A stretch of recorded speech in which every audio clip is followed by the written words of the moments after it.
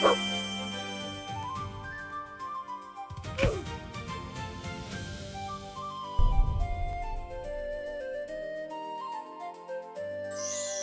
I'm going to show you how I created this Roblox Studio pet summon game prototype using AI tools like ChatGPT, Claude MCP, Meshy AI, and Blender.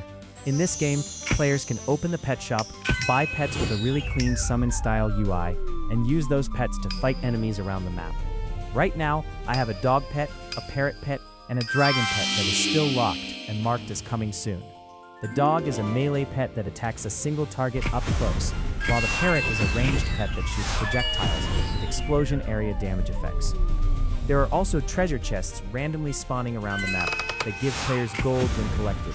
And across the world, there are multiple zombie NPC enemies with different levels to make the gameplay more interesting. The first thing I worked on was the level design. I used ChatGPT to help generate ideas for the world layout. After I had the concept ready, I generated the 3D environment models using Meshy AI. The generated models looked really good, but they still needed cleanup before importing into Roblox Studio. So I brought everything into Blender, and this is where Claude MCP became super useful.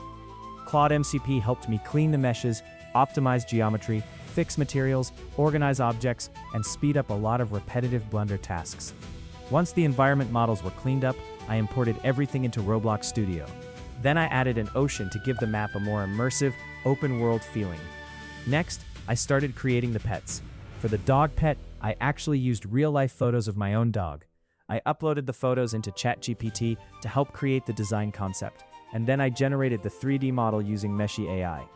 After that, I used Blender together with Claude MCP to rig the dog model so it could move and animate properly inside Roblox Studio. Then I moved on to the parrot pet.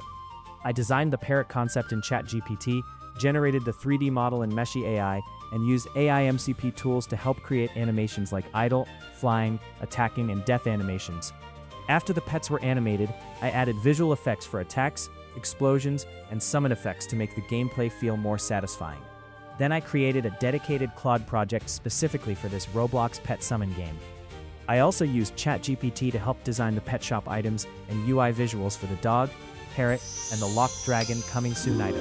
The result is this prototype where players can summon pets, explore the world, collect treasure, and battle zombies with different pet abilities. This is still just the beginning.